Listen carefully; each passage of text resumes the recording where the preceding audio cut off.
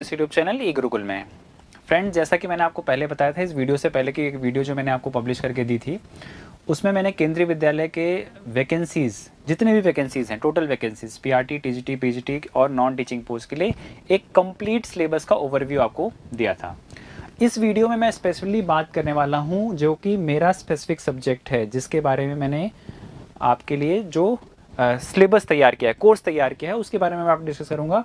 जो केंद्रीय विद्यालय में लाइब्रेरियन की वैकेंसीज आई हैं 2020 में, मैं उसके बारे में आपको इस वीडियो में कंप्लीट टोटल इन्फॉर्मेशन देने वाला हूँ। सिलेबस क्या है, कोर्स का स्ट्रक्चर क्या होगा, जो हम लोग कोर्स सेल कर रहे हैं अपने परीक्षा गंगा चैनल, संस्कृत गंगा चैनल पे, उस पर क्या क्या डिस्क्रिप्शन आपको मिल जाएगा, किस तरह से कोर्स अवेलेबल होगा, कौन कौन सी सिलेबस, क्या क्या सिलेबस होंगे, कौन कौन सी बुक्स को या किस तरह के स्टडी मटेरियल्स को आपको स्टडी करना है, उसके बारे में complete 1 to Z information about केंद्रीय विद्यालय लाइब्रेरी वैकेंसीज, इसके बारे में आपसे ये डिस्कस करने वाला हूँ।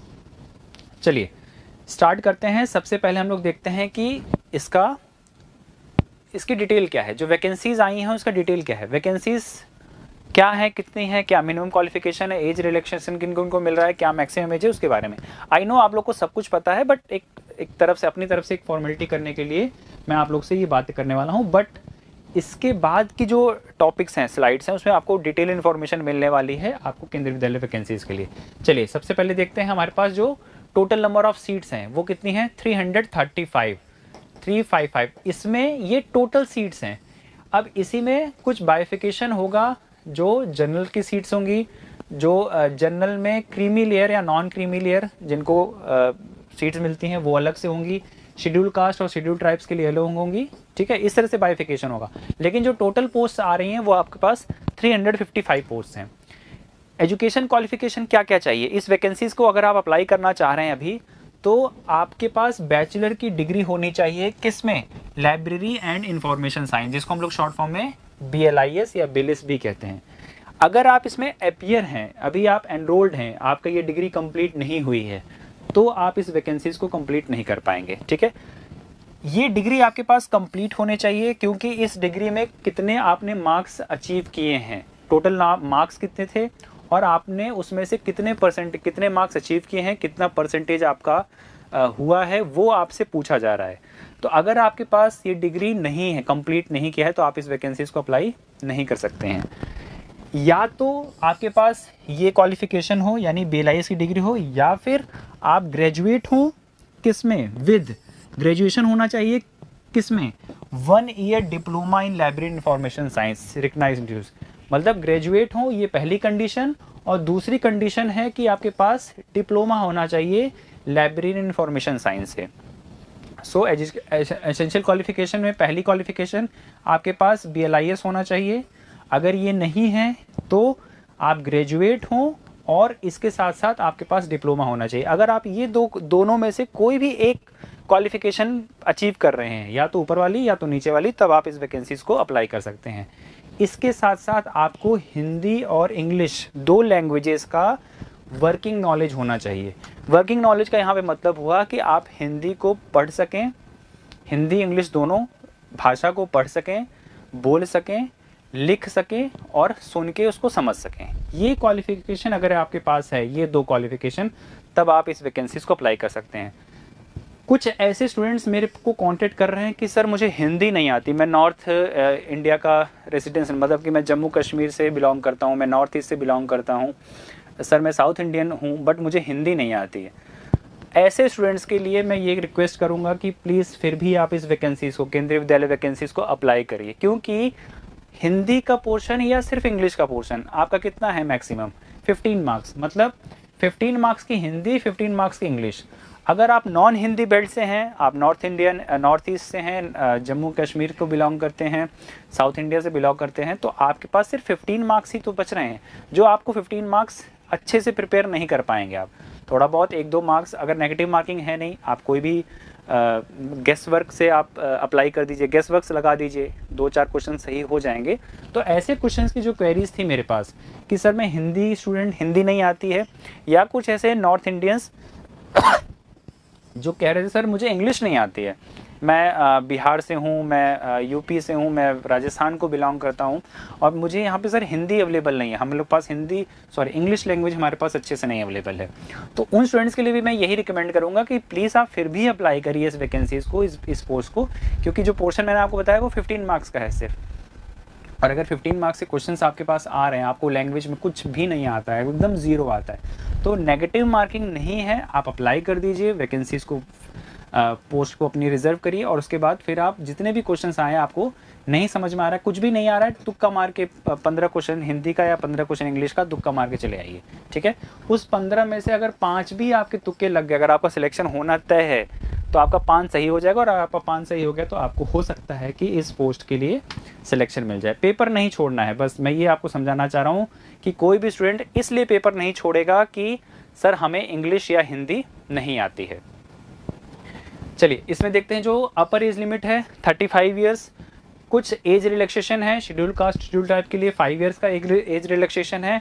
जो अदर बैकवर्ड कास्ट हैं उनके लिए 3 ईयर्स का एज रिलैक्सेशन है।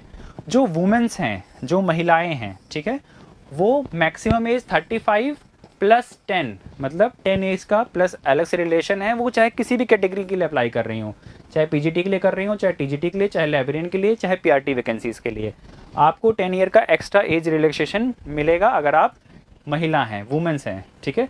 और जो केंद्रीय विद्यालय के एम्प्लॉइज़ हैं, जो केंद्रीय विद्यालय में पहले किसी न किसी वे में काम कर रहे हैं, चाहे वो टीजीटी में, पीजीटी में, किसी भी लेवल पे काम कर रहे हो, किसी भी पोस्ट पे, अगर आप इन वैकेंसीज़ को अप्लाई करना चाह रहे हैं तो आपके लिए कोई भी उम्र की सीमा नहीं है, नो एज बार। आप चाहे 55 ईयर्स के हो गए हों, चाहे 55, 56, 59 ईयर्स के भी हो गए हों, आपके पास एक ही साल बचा है रिटायरमेंट होने का, तब भी आप इस वैकेंसीज़ को अप्लाई कर सकते हैं, ठीक है।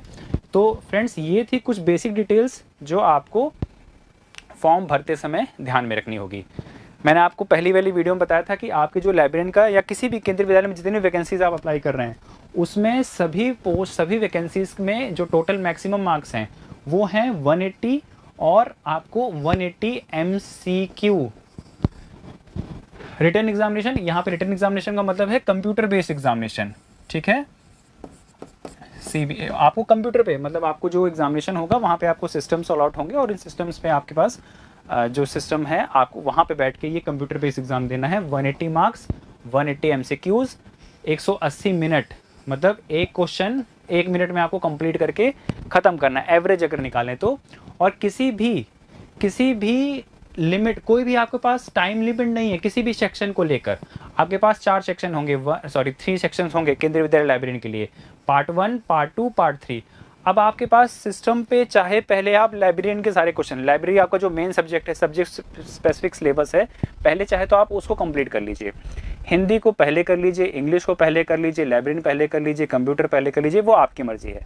किसी भी स्पेसिफिक सब्जेक्ट को, पोर्शंस को लेकर कोई टाइम लिमिट या टाइम बाउंडेशन आपको नहीं दिया गया है, इस बात का आप ध्यान रखेंगे, ठीक है। ये भी एक एडवांटेज। देखिए कितने सारे एडवांटेज है। एक क्वेश्चन 1 मिनट में दिया जा रहा है आपको। दूसरा, कंप्यूटर बेस्ड एग्जामिनेशन है, OMR नहीं करना है, आता है तो वहीं पे बस एक क्लिक करिए, आपका काम हो जाएगा। किसी भी की तरह की नेगेटिव मार्किंग आपको नहीं मिल रही है। आपको आ रहा है तो आप करिए, नहीं आ रहा तब भी तुक्का लगा के चले आइए। और अगर आपका भगवान ने सिलेक्शन लिखा हो तो पक्का हो जाएगा, तुक्के भी आपके सही हो जाएंगे अगर आपका लक आपके साथ है तो। किसी भी तरह की टाइम लिमिट नहीं है किसी भी सेक्शन को। तो मेरे को लग रहा है जितने भी एडवांटेजेस हैं इस एग्जामिनेशन को लेकर, उन सभी एडवांटेजेस का आपको फ़ायदा उठाना चाहिए। नेक्स्ट, एक पोर्शन को कंप्लीट कर लेते हैं जल्दी जल्दी से। वैसे मैंने इससे पहले की जो वीडियो आपको पब्लिश करके दी है अपने यूट्यूब चैनल पे, उसमें डिटेल मैंने इन्फॉर्मेशन दी। यहाँ पे बहुत ज़्यादा डिटेल में आपको इन्फॉर्म नहीं करने वाला हूँ। इस वीडियो का जो मेन मकसद है वो आपका लाइब्रेरी साइंस का जो पोर्शन है, पेपर 2, उसके बारे में आपको इन्फॉर्म करना है। जो हमारी एप्लीकेशन है संस्कृत गंगा एप्लीकेशन, उसके बारे में आपको इन्फॉर्म करना है। चलिए यहाँ पे देखते हैं। सबसे पहले जो पोर्शन है हिंदी का 15 मार्क्स और इंग्लिश का 15 मार्क्स। ये मैं आपको जो यहाँ पे स्ट्रक्चर बता रहा हूँ वो लाइब्रेरियन के लिए बता रहा हूँ, ठीक है। और यही जितने भी नॉन टीचिंग पोस्ट हैं उनके लिए भी यही सेम पोर्शन आपका काम करेगा। जो सेकंड पार्ट है जीके का, करंट अफेयर का, रीजनिंग का, कंप्यूटर का। देखिए करंट अफेयर जीके आपकी 20 मार्क्स की है, रीजनिंग आपकी 20 मार्क्स की है, और कंप्यूटर का आपका पास पोर्शन जो है वो 10 मार्क्स का है। तो ये टोटल आपका हो जाएगा 50 मार्क्स। ये 50 मार्क्स और ये 30 मार्क्स, ये दोनों मिला के ये 30 मार्क्स और ये 50 मार्क्स, ये टोटल हो जाएगा 80। पार्ट 1 और पार्ट 2 ये कंप्लीट मिला के आपके पास 80 मार्क्स हैं। अब इसके बाद जो पार्ट 3 बचेगा वो आपका हो जाएगा 100 मार्क्स का, तो टोटल आपके कितने हो जाएंगे 180। ठीक है, ये दो पोर्शन आपको मुझे क्लियर करना था। देखिए इसमें जो पार्ट 2 है, उस पार्ट 2 में देखिए मैंने आपको 3 पार्ट बताए थे, जीके, जीएस, रीजनिंग, कंप्यूटर। तो जीए के जनरल नॉलेज में हम लोगों को क्या पढ़ना है, बहुत जल्दी से इसको क्लियर कर लेते हैं। हिस्ट्री पढ़नी है, ज्योग्राफी, इकोनॉमी, पॉलिटी। ठीक है, ये आपका जीएस का पार्ट। अब करंट अफेयर्स में scientific research, award, sports, current India and world, ये आपका हो जाएगा करंट अफेयर्स। मतलब आपको एक साल के अंदर, पिछले एक साल के अंदर जितनी भी इंपॉर्टेंट घटनाएं घटी हैं, उसमें से कौन कौन से साइंटिफिक रिसर्च, उसमें जितने भी अवार्ड्स दिए गए हैं, ग्रेंट्री अवार्ड्स, पद्म अवार्ड्स, स्पोर्ट्स अवार्ड्स, जितने भी अवार्ड्स हैं वो सारे स्पोर्ट्स से रिलेटेड जितने भी इवेंट्स हुए थे हमारे एक साल के अंदर वो कंप्लीट करने हैं। और current India and world, Bharat और विश्व के जितने भी इंपॉर्टेंट घटनाक्रम आपके पास इस एक साल के अंदर हुए हैं वो सारे आपको कवर करने हैं। ठीक है, इनकी डिटेल्स चर्चा मैंने आपको पहले ही बताया, अपनी पहले वाली वीडियोज़ में मैंने कर दी है।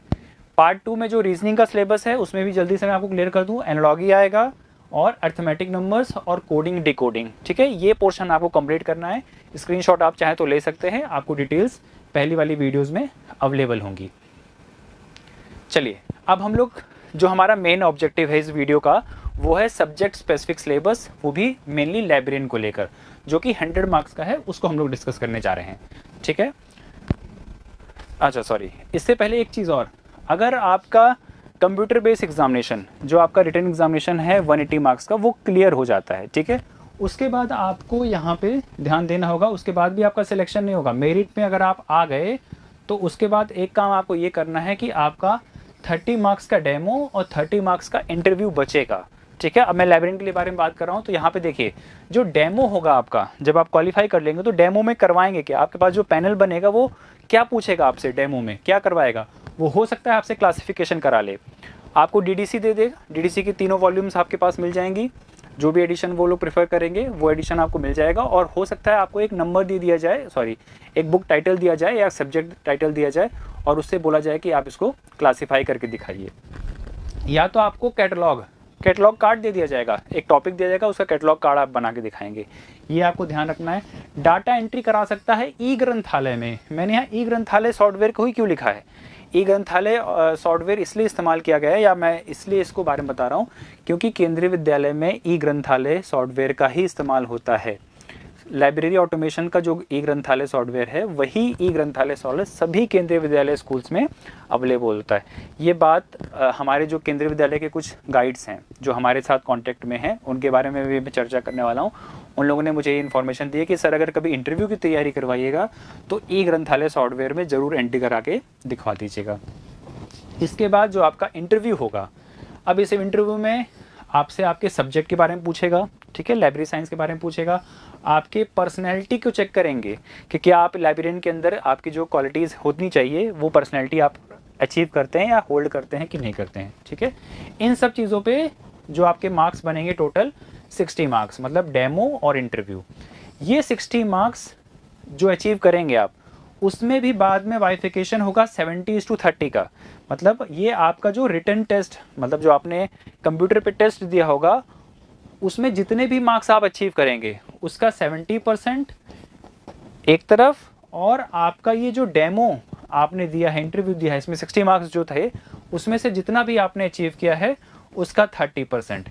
इसको मिला के जो भी मार्क्स आप, मान लीजिए एक्स मार्क्स आप अचीव करते हैं, इसको लेकर मेरिट बनाई जाएगी। ठीक है, ध्यान रखिएगा, जब जितने भी स्टूडेंट्स का एग्जामिनेशन हो जाएगा 70% फॉर रिटन एग्जामिनेशन और 30% फॉर डेमो एंड इंटरव्यू, ये दोनों के 70:30 मार्क्स मिलाकर तब मेरिट बनाई जाएगी। और जो मेरिट में बच्चे सेलेक्ट होंगे उनको कॉल लेटर्स या उनको अपॉइंटमेंट लेटर्स मिलेंगे। ठीक है, आई होप को कि मैं जिस तरह से आपको एक्सप्लेन कर रहा हूँ वो चीज़ें आप लोग को सारी क्लियर हो रही होंगी। चलिए अब पार्ट 3 जो मेन हमारा लाइब्रेरी सिलेबस है उसको हम लोग एक एक करके डिफाइन करते हैं। देखिए स्टूडेंट्स, यहाँ पे जो लाइब्रेरी का सिलेबस है वो टोटल 6 यूनिट्स में डिवाइडेड है। ठीक है, ये 6 यूनिट में किसने डिवाइड किया, मैंने डिवाइड किया? बिल्कुल नहीं, मैंने नहीं किया है। ये केंद्रीय विद्यालय की जो ऑफिशियल वेबसाइट पे सिलेबस डिफाइन होकर हमें मिला हुआ है, आपको मिला हुआ है, वेबसाइट पे अवेलेबल है, उसको मैंने स्टडी किया। हमारी जो टीम है जिसमें अच्छे अच्छे लाइब्रेरियंस हैं, उन्होंने इसको स्टडी किया और उनको स्टडी करने के बाद हमने इसको अपने तरीके से या स्टूडेंट्स को बहुत ईजिली समझ में आ जाए इस वे में हमने इसको अलग अलग यूनिट्स में डिवाइड किया है। ये डिवीज़न हमने किया है, केंद्रीय विद्यालय ने नहीं किया है। ये डिवीज़न मैंने किया है, हमारी जो बैकअप में टीम है जो आप लोग के लिए काम कर रही है, ये उसने किया है। ठीक है, क्यों किया है? क्योंकि आपको समझना, सिलेबस समझना आसान हो जाए, कम से कम आप एटलीस्ट सिलेबस को अच्छी तरह समझ लें, उसके लिए हमने इसको डिवीज़न किया है। और इस पूरे सिलेबस को 6 यूनिट्स में डिवाइड करने के बाद कौन से 6 यूनिट्स मिले हैं? Unit number 1 foundation of library and information science, unit number 2 knowledge organisation information processing and retrieval, unit 3 information technology basics, जिसको हम लोग ICT का पेपर भी कह सकते हैं, unit 4 management of library information science information centre oblique institution, ये management का पेपर है। ठीक है, अगर आप लोग इग्नू के स्टूडेंट्स होंगे तो आपका जो BLIS 226 है, ठीक है, ये रहा, और आपका BLIS अगर 224/229 ये रहा। ठीक है, इंफॉर्मेशन सोर्स एंड सर्विसेज ये आपका यूनिट 5 होगा और लाइब्रेरी यूज़र ये यूनिट 6 होगा। ठीक है, ये यूनिट्स का बाइफिकेशन आपको केंद्रीय विद्यालय ने करके दिया हुआ है, समझ में आया? इसके बाद इस यूनिट्स को अलग अलग चैप्टर्स में डिवाइड किया गया है। ये भी किसने किया है? ये भी हमारी टीम्स ने अलग अलग चैप्टराइजेशन, यूनिट्स को अलग अलग चैप्टर्स में डिफाइन किया है। क्यों किया? क्योंकि आपको समझने में आसानी हो, मुझे पढ़ाने में आसानी हो और आपको समझने में आसानी हो। ये जो आप अभी हम लोग कोर्स के बारे में डिटेल आपको बताएंगे, जो आपको संस्कृत गंगा एप्लीकेशन पे ये सारा कोर्स अवेलेबल होगा, उसमें आप देखेंगे कि हमने जितने भी सिलेबस है, मतलब केंद्रीय विद्यालय का जो भी सिलेबस है लाइब्रेरियन का, उसको अलग अलग चैप्टर्स में डिवाइड किया है। और जब वीडियोस इसकी आप लोग तक पहुंचेगी तो आप देखेंगे कि अलग अलग चैप्टर्स के अलग अलग टॉपिक्स की स्पेसिफिक वीडियोस आप तक के लिए लाया जाएगा। ये इसीलिए किया गया है स्टूडेंट्स, क्योंकि आपको सिलेबस समझने में आसानी हो जाए, मुझे पढ़ाने में और आपको समझने में। चलिए हम लोग अभी यूनिट 1 के बारे में स्टडी करते हैं, थोड़ा सा एक जल्दी बेसिक इंट्रोडक्शन ले लेते हैं। इस यूनिट को टोटल 6 चैप्टर्स में डिवाइड किया गया है, जिसमें पढ़ेंगे आप चैप्टर 1 में library as a social institution, chapter 2 में पढ़ेंगे normative principle of library information science, chapter 3 में पढ़ेंगे law related to library information, chapter 4 library information profession, chapter 5 promoters of library information और chapter 6 public relation and extension activities. तो इस पूरे unit को इन 6 chapters में डिवाइड करके आपको वीडियोस अवेलेबल होंगी। आपका जो ये कोर्स डिफाइन हो रहा है या बन रहा है, उसमें आपके इस यूनिट पे 6 चैप्टर्स की वीडियोस आपके पास अवेलेबल होंगी। ठीक है, next chapter number 2 unit number 2 knowledge organisation information processing and retrievals. इसमें अगर आप देखेंगे तो इसमें 4 चैप्टर्स बनेंगे, लेकिन आप एक ध्यान रखिएगा, हमने यूनिट्स का नाम तो 2nd, 3rd, 4th कर दिया, लेकिन चैप्टर हम लोग कंटिन्यू कर रहे हैं, चैप्टर 7, 8, 9, 10। ऐसा क्यों? क्योंकि हम लोग को वीडियोस बनाने में और आपको चैप्टर समझने में, जब हम लोग आपको बताएंगे कि हम लोग चैप्टर नंबर 10 कर रहे हैं, 5 कर रहे हैं, 8 कर रहे हैं, तो आपको समझ में आना चाहिए कि चैप्टर नंबर 7 जब सौरभ सर ने बोला होगा तो वो यूनिवर्स ऑफ नॉलेज का होगा। चैप्टर नंबर 8 बिब्लियोग्राफी डिस्क्रिप्शन हम लोग पढ़ेंगे। ठीक है, इस तरह से यूनिट 2 को हमने universe of knowledge chapter 7, chapter number 8 bibliographic description, chapter number 9 method of knowledge organisation और चैप्टर नंबर 10 सब्जेक्ट क्लासिफिकेशन के हिसाब से डिवाइड किया है। ये डिवीज़न हमारा है, देखिए बेटा कंफ्यूज मत होइएगा, केंद्रीय विद्यालय ने डिवीज़न करके नहीं दिया है, उसमें बस एक PDF बनाई और डाल दी, लेकिन हमें आपको बहुत अच्छे से समझाना है, मुझे पढ़ाने में आसानी और आपको समझने में आसानी, इसलिए हम लोग ये इस सिलेबस का चैप्टराइजेशन कर रहे हैं। ठीक है, कंप्लीट सिलेबस को अलग अलग चैप्टर्स में डिवाइड करके आप लोग तक पहुंचाया जा रहा है। यूनिट नंबर 3 में हमें 11, 12, 13, 14, 15, 16, 17, 18 चैप्टर्स मिलेंगे। यूनिट 3 का जो टाइटल है वो क्या कहता है? इंफॉर्मेशन टेक्नोलॉजी, मतलब ICT, information communication technology. Basically ये कंप्यूटर का पोर्शन होगा, इसमें इंफॉर्मेशन टेक्नोलॉजी पढ़ेंगे, कंप्यूटर का बेसिक्स पढ़ेंगे, जिसमें हार्डवेयर को। चैप्टर नंबर 13 में हम लोग कंप्यूटर पढ़ेंगे तो उसमें सिर्फ और सिर्फ हार्डवेयर के बारे में डिस्कस करेंगे। क्यों? क्योंकि चैप्टर नंबर 14 में देखेंगे आप सॉफ्टवेयर के बारे में, यहाँ पे अलग से चैप्टर बना हुआ है। ठीक है, तो चैप्टर नंबर 12 हो जाएगा हार्डवेयर का, चैप्टर नंबर 14 हो जाएगा सॉफ्टवेयर का, चैप्टर नंबर 13 हो जाएगा कंप्यूटर के आर्किटेक्चर का। इसमें ऑर्गेनाइजेशन ऑफ कंप्यूटर को किस तरह से ऑर्गेनाइज किया गया था या किस तरह से ऑर्गेनाइज करते हैं उसके बारे में स्टडी करेंगे। 15 में पढ़ेंगे वर्ड प्रोसेसर स्प्रेडशीट, 16 में पढ़ेंगे डाटाबेस मैनेजमेंट, 17 में पढ़ेंगे computer applications to library information science work. हमारे जो कंप्यूटर के एप्लीकेशंस होते हैं स्पेसिफिकली किस लिए जो बनाए गए होते हैं लाइब्रेरी इंफॉर्मेशन साइंस वर्क के लिए, उनके बारे में स्टडी करेंगे। और चैप्टर नंबर 18 में हम लोग पढ़ेंगे कम्युनिकेशन टेक्नोलॉजी। ठीक है, चलिए यूनिट नंबर 4। यूनिट नंबर 4 है आपका management of library information centre और इंस्टीट्यूशन।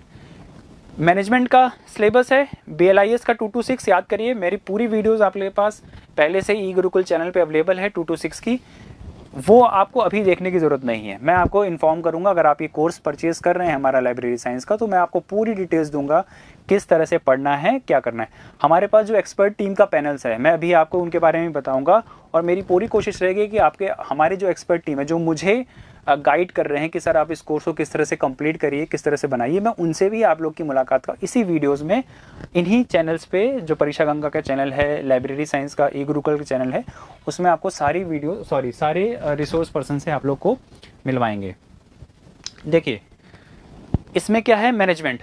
यूनिट 4 में हम लोग मैनेजमेंट पढ़ेंगे, जिसमें चैप्टर नंबर 19 है मैनेजमेंट का, चैप्टर 20 है ह्यूमन रिसोर्स मैनेजमेंट, इसको हम लोग शॉर्ट फॉर्म में HRM human resource management.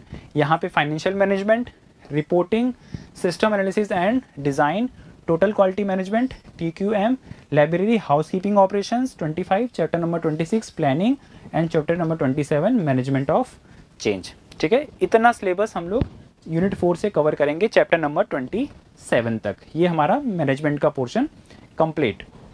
Next unit number 5 information source and services. Information source and services में 4 चैप्टर कंप्लीट करेंगे। रेफरेंस एंड इंफॉर्मेशन सोर्स क्या क्या होते हैं, रेफरेंस सर्विसेज क्या होती हैं इसके बारे में समझेंगे, इंफॉर्मेशन सर्विसेज एंड प्रोडक्ट्स के बारे में समझेंगे, और information system and their services. ये कंप्लीट करेंगे हम लोग अपने यूनिट नंबर 5 में, इन 4 चैप्टर को 28, 29, 30 और 31।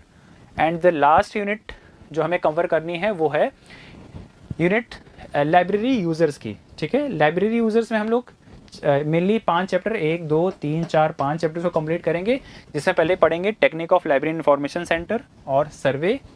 इसके बाद information user and their information need, user education, user study और यूजर ओरिएंटेड प्रोग्राम्स को कंप्लीट करेंगे। पूरा सिलेबस हमारा जो केंद्रीय विद्यालय लाइब्रेरियन की वैकेंसी है उसका पूरा सिलेबस 6 यूनिट्स में कवर, 6 यूनिट्स में उसको कवर करेंगे, और कंप्लीट 36 चैप्टर्स लगेंगे हमें कंप्लीट करने में। ये चैप्टराइजेशन इग्नू केंद्रीय विद्यालय की तरफ से नहीं है, ये चैप्टराइजेशन मैंने, सौरभ सर ने किया, हमारी जो टीम है उन्होंने किया है, ताकि आपको पढ़ाने में और हमें पढ़ने में आपको पढ़ाने में और आपको पढ़ने में आसानी हो। ठीक है, ये चीज़ें आप ध्यान रखिएगा। तो आपको जो कंप्लीट, फ्रेंड्स एक बात और, इन चैप्टर्स के बाद भी अलग अलग टॉपिक्स हैं। सपोज मैं एग्जांपल ले रहा हूँ, चलो यूज़र एजुकेशन में हो सकता है आपको 3 टॉपिक अलग से मिलेंगे, या अगर आप सिलेबस देखेंगे केंद्रीय विद्यालय का तो उसमें यूज़र एजुकेशन के बारे में और भी चीज़ें मिलेंगी, वो चीज़ें हमें पता है, लेकिन मैंने यहाँ पे इसलिए इसको नहीं डिस्क्राइब किया क्योंकि बहुत लंबी वीडियो हो जाएगी। इस वीडियो का मकसद आपको एक बेसिक इंट्रोडक्शन देना है कंप्लीट सिलेबस के बारे में। ठीक है, तो अगर आप यूज़र एजुकेशन पढ़ेंगे तो हो सकता है वहाँ पे 3 टॉपिक आपके और मिल जाएँ। यूज़र स्टडीज़ आप पढ़ेंगे तो आपको हो सकता है 4-5 टॉपिक, जितने भी रिलेवेंट टॉपिक होंगे वो सारे टॉपिक्स आपको कवर कराए जाएंगे।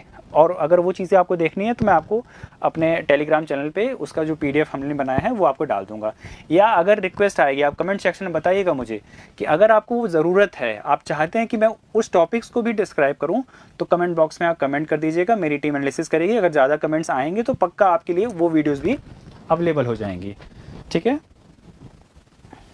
चलिए हमने पूरे सिलेबस को कंप्लीट कर लिया, 6 यूनिट्स और 36 टॉपिक्स।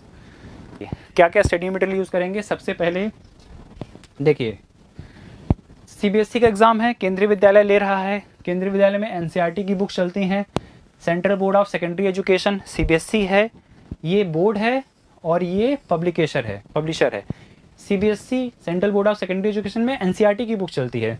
तो सीबीएसई या एनसीईआरटी ने जो लाइब्रेरी एंड इंफॉर्मेशन साइंस की क्लास 11th और क्लास 12th की बुक पब्लिश की है, वो तो आपको पढ़नी पड़ेगी, वो ज़रूरी है। सबसे बेसिक चीज़ आपको वहीं से मिलने वाली है। तो क्लास 11th और क्लास 12th की एनसीईआरटी की लाइब्रेरी इंफॉर्मेशन साइंस की बुक का रिसोर्स हम लोग इस्तेमाल करेंगे, ठीक है। स्टडी मटेरियल हम लोग ये इस्तेमाल करने वाले हैं। इग्नू के CLIS certificate of library information science का जो कोर्स है CLIS, ये क्योंकि आपको अंडरस्टैंडिंग डेवलप करनी है। जो भी चैप्टर्स के नाम मैंने अभी आपको दिखाए थे या जो टॉपिक्स आपके पास अवेलेबल हैं, उसका बेसिक अंडरस्टैंडिंग डेवलप होगा आपका CLIS कोर्स से। BLIS इग्नू का जो BLIS स्टडी मटेरियल है, यही आपका मेन सब्जेक्ट, क्योंकि देखिए आपके स्टार्टिंग में लिखा था, मैं आपको बताना भूल गया कि जो क्वेश्चंस का लेवल होगा वो ग्रेजुएशन लेवल का होगा, वो 12th लेवल नहीं होगा, वो मास्टर्स लेवल नहीं होगा। MLIS का कोर्स के सिलेबस का पोर्शन नहीं आएगा, मतलब जो उसके लेवल का क्वेश्चन वो नहीं आएगा। जो क्वेश्चन आएगा वो आएगा बैचलर डिग्री का, बैचलर लेवल का। और जो इग्नू का BLIS कोर्स है, उसका स्टडी मटेरियल बेस्ट है और इनफ है आपके इस कोर्स को, सिलेबस को कवर करने के लिए। हम लोग प्रीवियस ईयर जो केंद्रीय विद्यालय के सिलेबस केंद्रीय विद्यालय की जितनी भी वैकेंसीज थी, उसके क्वेश्चन पेपर्स को एनालिसिस करेंगे और ये समझने की कोशिश करेंगे कि केंद्रीय विद्यालय किस नेचर के क्वेश्चंस को पूछता है या आपसे मांग करता है। DSSB librarian, Delhi subordinate service selection board, Delhi का जो subordinate board service selection board है, उसके जितने भी क्वेश्चंस हैं वो हम लोग उनके प्रीवियस ईयर क्वेश्चंस को, पेपर को एनालिसिस करके अपने सिलेबस को या अपने स्टडी मटेरियल को डिफाइन करेंगे। ISRO, Indian space research organisation, इसके जो असिस्टेंट लाइब्रेरियन की वैकेंसीज आती हैं, उसके जो प्रीवियस ईयर के क्वेश्चंस हैं या हो चुके हैं, उनको हम लोग स्टडी करेंगे और अपने स्टडी मटेरियल में इंक्लूड करेंगे। Defence research development organisation DRDO के जो असिस्टेंट लाइब्रेरियन के क्वेश्चन पेपर्स हैं, उनको हम लोग स्टडी करके आप लोग को देंगे। मैंने क्यों यही एजेंसी चुनी? चलो, केंद्रीय विद्यालय का पेपर था तो समझ में आ गया, केंद्रीय विद्यालय ले लिया। सर आपने DSSB क्यों लिया, आपने इसरो क्यों लिया, आपने DRDO क्यों लिया? और भी एजेंसीज, अगर आप लाइब्रेरियन का ले रहे हैं तो बहुत सारी एजेंसीज हैं, आप उनका भी लीजिए। तो फ्रेंड्स या स्टूडेंट्स, इसलिए क्योंकि DSSB, इसरो और DRDO ये नेशनल लेवल पे काम करने वाली एजेंसीज हैं। केंद्रीय विद्यालय भी पूरे इंडिया लेवल पे काम करता है, DSSB भी वैसे फोकस तो है दिल्ली का, लेकिन जो इनका सिलेबस या इनका जो स्टडी मटेरियल या इनका जो नेचर ऑफ क्वेश्चंस है, वो ऑल ओवर इंडिया के रीजन्स को कवर करता है। फोकस रहता है दिल्ली पे, बट क्योंकि फिर भी इनका सिलेबस, दिल्ली के तो बहुत सारे आउट ऑफ दिल्ली स्टूडेंट्स भी आके एग्जामिनेशन दे रहे हैं, तो हम लोग ने इसलिए दिल्ली का लिया। इसरो भी ऑल ओवर इंडिया में, मतलब इसका जो सेंटर्स हैं बहुत सारे नेशनल लेवल पे काम करने वाली एजेंसी से, इसलिए हमने इसरो लिया। और DRDO भी नेशनल लेवल पे काम करने वाली एजेंसी है, इसलिए हमने DRDO का ही फोकस लिया। हमें अगर कोई भी और एजेंसी पढ़ाई के दौरान, सिलेबस बनाने के दौरान, कंटेंट बनाने के दौरान आप लोग से बात करने, तो कोई और भी एजेंसी मिलती है जो नेशनल लेवल पे काम कर रही है अगर लाइब्रेरी साइंस में, अच्छा, तो हम उसके भी क्वेश्चन को आप लोग से डिस्कस करेंगे। चलिए, कोर्स का ड्यूरेशन कितना होने वाला है, हम लोग कब तक ये पढ़ाई करेंगे, कितना टाइम में ख़त्म हो जाएगा? देखिए, ये बेटा स्टूडेंट्स डिपेंड करेगा कि एग्जामिनेशंस कब आते हैं। एग्जामिनेशन की नोटिफिकेशन जो भी होगी वो एक महीने पहले हमें क्लियर हो जाएगा कि लगभग 1 महीने पहले या 50 दिन 40 दिन पहले हमें ये पता चल जाएगी कि लाइब्रेरियन की एग्जामिनेशंस इस टाइम पे शेड्यूल्ड हो गए हैं। हमारा कोशिश है, हमारा जो टारगेट रहेगा वो है, देखिए पहले समझते हैं, हमें 36 चैप्टर्स पढ़ने हैं और एवरेज लेता हूं कि 36 चैप्टर्स में से 3 टॉपिक्स तो हैं ही, ये एवरेज है, ठीक है। हमें 36 चैप्टर्स में 3 टॉपिक पढ़ने हैं, तो टोटल कितने हुए? 36 मल्टीप्लाई बाई 3, 108 वीडियोस। मैं ऑलमोस्ट इस कोर्स को कंप्लीट करूंगा 108 वीडियोस में। इसमें +10 हो सकता है, ठीक है, मतलब माइनस तो नहीं होगा। 108 में मतलब ये हो सकता है 118 वीडियोस पहुंच जाए या 120 वीडियोस पहुंच जाए, लेकिन इससे कम वीडियोस में ये कोर्स कंप्लीट नहीं होने वाला। तो चलिए, मैं जो अपना मैक्सिमम वीडियोस का नंबर्स है वो 120 लेके चलता हूँ कि 120 वीडियोस हमें कवर करनी है। मतलब 120 वीडियोस में मैं आपको ये पूरा कोर्स कंप्लीट कराने वाला हूँ। और देखिए बहुत साइंटिफिक है, 36 चैप्टर्स 3 टॉपिक्स एवरेज, तो 36 × 3 108। तो मैं हर टॉपिक के लिए एक वीडियो बनाने वाला हूँ और बहुत डिटेल, बहुत इन्फॉर्मेटिव और बहुत ज़्यादा डायमेंशंस को कवर करने के लिए वो वीडियोस आपको कंप्लीट होगी। ये करते हुए प्लस जितने भी हमारे एमसीक्यूज होंगे, अभी मैंने आपको बताया ना प्रीवियस ईयर क्वेश्चन पेपर जितने भी हम कवर करेंगे वो सारे डाउट क्लियरिंग सेशंस होंगे सभी यूनिट्स के बाद, और आपको टेस्ट सीरीज भी कंप्लीट कराएंगे। तो मुझे ऐसा लगता है कि इतना सारा सिलेबस कंप्लीट कराने में, 120 वीडियोस देने में, टेस्ट सीरीज कंप्लीट कराने में, हर यूनिट के बाद आपके पास डाउट क्लियरिंग सेशन के लिए या तो मैं लाइव रहूँगा या किसी और प्लेटफॉर्म का इस्तेमाल करेंगे, मे भी शायद गूगल मीट का इस्तेमाल करें, मे भी शायद जूम का इस्तेमाल करें। वो हम लोग कन्वर्सेशन में हम लोग आप जब वीडियोस लाएंगे तो उस चीज़ों में उस टाइम पे हम लोग ये चीज़ें क्लियर करते रहेंगे। अभी कोई फिक्स नहीं है, बट ये चीज़ें फिक्स हैं जो मैं आपको यहाँ पे लिख के दे रहा हूँ कि आपके ऑलमोस्ट 120 वीडियोस होंगे इस कोर्स में। एमसीक्यूज हर टॉपिक पे, जितने भी यूनिट वाइज, जितने भी हमने 6 यूनिट्स पढ़े थे, जैसे ही 1 यूनिट ख़त्म उस यूनिट को लेकर जितने भी एमसीक्यूज हम लोग कर सकते हैं यहाँ पे करने की कोशिश करेंगे। डाउट क्लियरिंग सेशन रखेंगे, कब रखेंगे, कैसे रखेंगे, उसके बारे में हम लोग आपसे बात करते रहेंगे। जो भी बच्चे इस कोर्स के लिए एनरोल्ड होंगे वहाँ पे हम लोग बात करेंगे। और प्लेटफॉर्म जूम हो सकता है, गूगल मीट हो सकता है, या फिर ये यूट्यूब के माध्यम से ही अगर हो जाएगा तो हम लोग करेंगे, अदरवाइज देखेंगे जो भी होगा।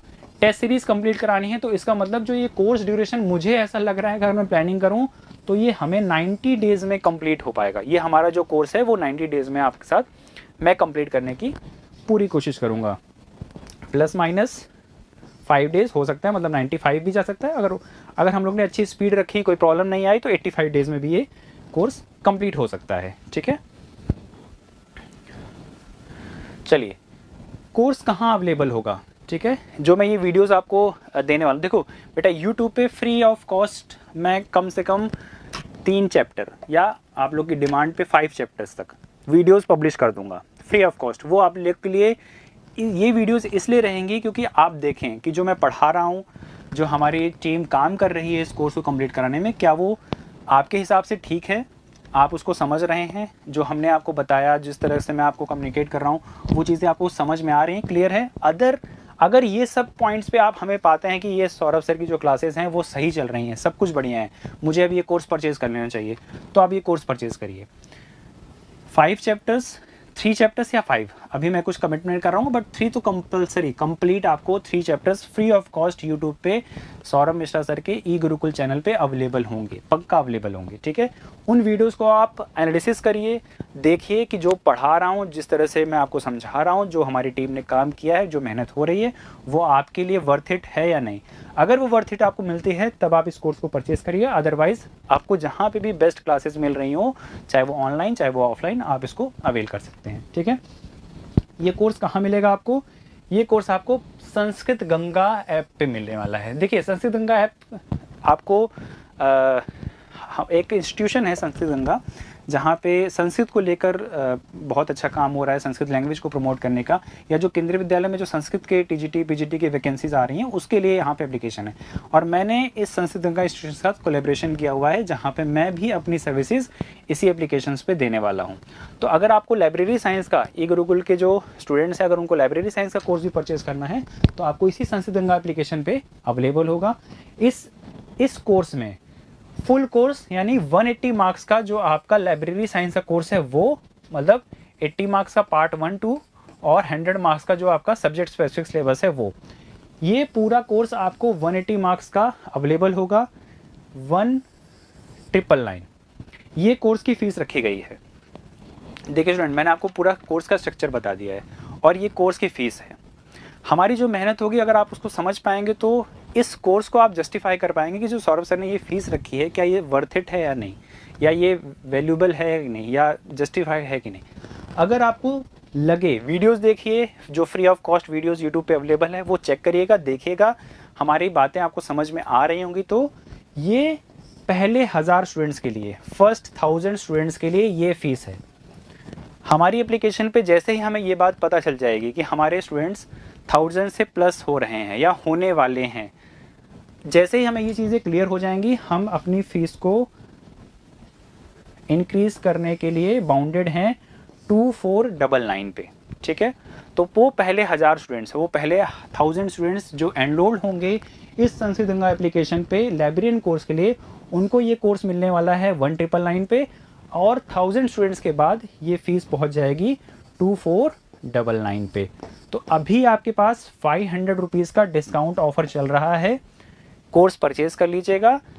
लेकिन फिर भी बोल रहा हूँ, अभी आप वीडियोस देखिएगा, मेरी जो वीडियोस आपको यूट्यूब पे मिलेंगी इसी ई गुरुकुल चैनल पे, उनको देखिएगा, समझ में आएगा तो अब इस कोर्स के लिए आप अपने पैसे इन्वेस्ट करिएगा। ठीक है, चलिए देखिए, आपसे हम आपको सर्विस दे रहे हैं, ठीक है, आपके लिए कोर्स प्रोवाइड कराने वाले हैं।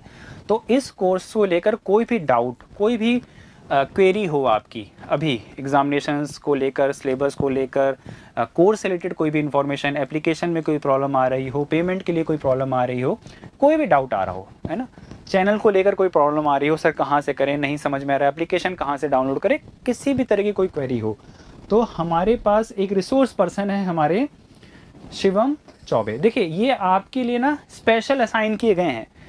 इनका काम ही रहेगा आपसे कांटेक्ट करना और आपकी क्वेरीज को हैंडल करना।